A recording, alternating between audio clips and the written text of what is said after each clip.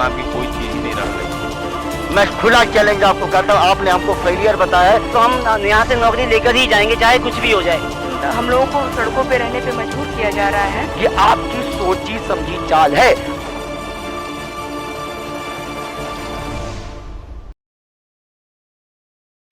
नमस्कार, मैं रूपांशी मिश्रा और आप देख रहे हैं खबरें आज तक। 69,000 शिक्षक भर्ती को लेकर अभ्यर्थी लगातार धरना प्रदर्शन कर रहे हैं। योगी सरकार ने कहा था कि 1,37,000 के पद खाली हैं और यहाँ पर अभ्यर्थियों का कहना है कि 1,37,000 के पद को सरकार पूरा करे, लेकिन लगातार ये धरना प्रदर्शन कर रहे हैं। आज इनके धरना प्रदर्शन का 77वां दिन है। अभी तक इनकी मांगे पूरी नहीं की गई हैं। लगातार ये धरना प्रदर्शन कर रहे हैं, भूखे प्यासे किस तरीके से धरना प्रदर्शन कर रहे हैं। और आप देख सकते हैं कि यहाँ पे जिस तरीके से ये लोग यहाँ पे, अपने कैमरामैन से कहूंगी कि तस्वीरों में दिखाएं चारों तरफ से, यहाँ पे मच्छर आ रहे हैं लगातार और यहाँ पे बहुत सारी गंदगी भी है, बट ये अपना लगातार धरना प्रदर्शन कर रहे हैं, लेकिन कोई इनकी सुध लेने यहाँ पर नहीं आया। योगी सरकार से भी मिलने की कोशिश की गई, लेकिन वहाँ पे मिलने से साफ इनकार कर दिया गया। बाकी क्या कुछ है, हम सीधे बात करते हैं अभ्यर्थियों से और आप तक पहुँचाते हैं। आपका नाम? जी मैम, मेरा नाम राघवेंद्र प्रसाद मिश्र है, मैं देवरिया से आया हूँ। क्या कोई आपकी सुध लेने आया यहाँ पे? नहीं मैम, अभी तक तो हम लोगों की सुध लेने के लिए कोई शासन की तरफ से कोई व्यक्ति हम लोगों के बीच में नहीं आया है। और यह बड़े दुर्भाग्य की बात है कि लोकतंत्र में सबको जो है अपनी बात रखने का अधिकार है, विरोध जताने का अधिकार है, लेकिन शासन में बैठे हुए लोगों को उनकी सुध लेनी चाहिए, उनकी समस्याओं का उनके बीच में आकर के समाधान करना चाहिए।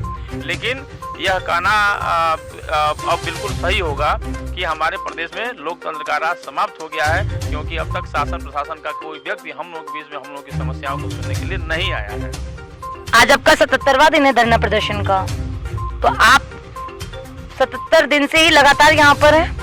77 दिन से हम धरना दे रहे हैं और हमारी सुध लेने कोई शासन प्रशासन का कोई अधिकारी कर्मचारी नहीं आया है और लोकतंत्र नाम की कोई चीज़ नहीं रह गई है। इन अधिकारियों को, शासन प्रशासन को हम लोगों की सुध लेना चाहिए और हमारे बीच में अभी तक कोई शासन की तरफ से कोई व्यक्ति नहीं आया है।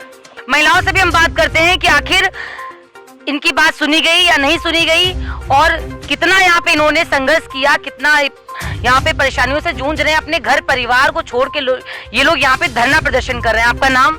मेरा नाम नंदिनी है, मैं वाराणसी से आई हूँ और यहाँ पे हमें मैम 77 आप मैरिड है मैम। और कैसे आपके परिवार जब आप आए धरना प्रदर्शन के लिए तो आपको मना नहीं किया किसी ने? मैम हक के लिए आए हैं। पहली बात, पहले तो बहुत डर में थे, पिताजी भैया लोग रोक रहे थे, लेकिन जब तक हम अभी तक वेट कर रहे थे कि ये काउंसलिंग होती जाएगी, हम लोगों का मतलब एक होता है चांस आएगा, लेकिन जब हम लोग सब लोग इस 69,000 भर्ती कितने विवादों में रही है, सबको इस बात का पूरे खबर था कि जब इतने सारे अनियमितताएं हैं तो उनमें जब आप सड़कों पे नहीं उतरोगे तब तक आपका कल्याण कहीं से होने वाला नहीं है। तो फिर वो कहीं ना कहीं से जब ये सारी चीज़ें देख रहे हैं कि लड़के स्वयं से अपनी मांग को रख रहे हैं, तो वो कहीं ना कहीं से हौसला दिए कि नहीं तुम जाओ, बिना मांगे अपना हक आजकल क्या है कि छीनना पड़ता है, मांगने से नहीं मिलता है, उसको छीनना पड़ता है। तो अब एक बार कहते हैं ना, राम मनोहर लोहिया ने कहा था कि जब तक सड़कें अगर सुनी हो जाती हैं तो संसद आवारा हो जाती है। तो अब हम युवाओं ने अपने ये कंधे पे ये दारोमदार उठा रखा है कि हम लोग अब इन सड़कों को सुनी नहीं होने देंगे। जब तक हमारा अधिकार हमें नहीं मिल जाता तब तक ये सड़कें सुनी नहीं होंगी। हम संसद को आवारा नहीं होने देंगे, जब तक वो हमारी सुध नहीं लेंगे तब तक हम यहीं डटे रहेंगे। अगर योगी जी जिद्दी हैं तो हम भी उन्हीं के संतान हैं, हम उनसे भी बड़े जिद्दी हैं। जब तक वो हमें जोड़ेंगे नहीं, हमारा कहीं ना कहीं से कल्याण नहीं करते, तब तक यहाँ से हम लोग हटेंगे नहीं, हम लोग अपनी सीटें छोड़ेंगे नहीं। मैं विनीता त्रिवेदी कन्नौज से मैं कहना चाहती हूँ कि बेसिक शिक्षा मंत्री और योगी जी मेरी 1,37,000 के रिक्त पदों को पूरा करें, नहीं तो मुझे नियुक्ति दें या मुक्ति दे दें। बस। सुध लेने नहीं आया आपको? कोई नहीं आता है मैम। आज 77वां दिन है, कोई भी नहीं आता, कोई सुध लेने नहीं आया? कोई नहीं सुध लेना आप है। लोगों ने मिलने की कोशिश की? कोशिश की शिक्षा मंत्री से की कोशिश की, तो 2 महिलाओं को मेरी बुलाया गया, तो बात की गई और निगेटिव रिस्पांस आ रहा है, बस इसके अलावा कुछ नहीं। कोई सुध लेने नहीं आया। मैम शिक्षा मंत्री यहाँ SC/RT में उस दिन एक प्रोग्राम में हिस्सा लेने आए थे। हम लोगों ने उनसे मिलने की कोशिश की, लेकिन उन्होंने मिलने से साफ मना कर दिया। कई बार बहुत देर तक कोशिश करने के बाद उन्होंने 2 महिलाओं से मिलने की कोशिश के लिए हाँ कहा। 2 महिलाएं हमारी टीम से, मतलब हमारे अभ्यर्थियों में से ही 2 लोग गए वहाँ पे, तो उन्होंने वहाँ पे बस 30 सेकेंड का टाइम दिया। उन्होंने कहा बोलो, और उन्होंने बोला, थोड़ा सा बोला। उन्होंने कहा अब बिना अपॉइंटमेंट के आपको इतना टाइम दे दिया, बहुत है, अब आप जाइए, अब ये सीटें नहीं जुड़ेंगी, आपको जो करना है कर लीजिए। ऐसा रिस्पॉन्स उन्होंने दिया। शिक्षा मंत्री हो के आप ऐसे हमारे शिक्षकों से ही बात नहीं करेंगे तो आप क्या करेंगे? शिक्षा मंत्री फिर किस काम के आप? योगी जी तक वो बात नहीं पहुंचा रहे हैं, उनको गुमराह कर रहे हैं। योगी जी को जब पता चलेगा तो वो तुरंत इस पर एक्शन लेंगे, ये तो मुझे पूरा विश्वास है। द्वारा आप लोगों को परेशान किया जा रहा है, परेशान की धमकी दी जा रही है। उस टाइम दी गई थी जब हम लोग उनसे मिलने की कोशिश, कहीं भी घेराव करने या कुछ भी करने जाते हैं, हम लोग यहाँ से निकलते हैं तो वो हमें रोक लेते हैं रास्ते में ही, हमें बाहर नहीं निकलने देते। मैडम, सरकार की जो उदासीनता हम लोगों के प्रति है, उससे देख करके तो ऐसा लग रहा है कि अब हमारे देश में जो है, हमारे प्रदेश में लोकतंत्र नाम की कोई चीज़ ही नहीं रह गई है। मैम, आज 77 दिन से हम लोग धरना प्रदर्शन कर रहे हैं। ना जाने सरकार की वह कौन सी मजबूरी है जिसके वजह से सत्ता पक्ष का आज तक कोई व्यक्ति हम लोगों के बीच में आकर के हम लोगों की समस्याओं को जानने समझने का अब तक प्रयास नहीं किया है। यह बड़े दुख की बात है और इसको शासन को संज्ञान में लेना चाहिए। अगर हम लोग अपनी मांग रख रहे हैं तो लोकतंत्र में मांग रखना जायज़ बात है, और शासन में बैठे लोगों को हम लोगों के बीच में आकर के हम लोगों की समस्याओं को सुन करके सही गलत का निस्तारण करना चाहिए, लेकिन ऐसा नहीं हो रहा है। यह बड़े ही दुर्भाग्य की बात है। बिल्कुल सरकार से उम्मीद किए हुए हैं कि हम लोग जितना त्याग कर रहे हैं और जितना त्याग उनके लिए हम लोग किए हैं आज तक, यहाँ तक कि हम लोग उनके एक विधायक के लिए हम लोग पूरा अपना श्रमदान किया है। उन्होंने विधायक हम लोगों को बनाया है बीजेपी में, और एक उम्मीद लेकर आए थे कि यहाँ पर B.Ed इंक्लूड होगा, हम लोग जो है आगे नौकरी पाएंगे। लेकिन हम लोग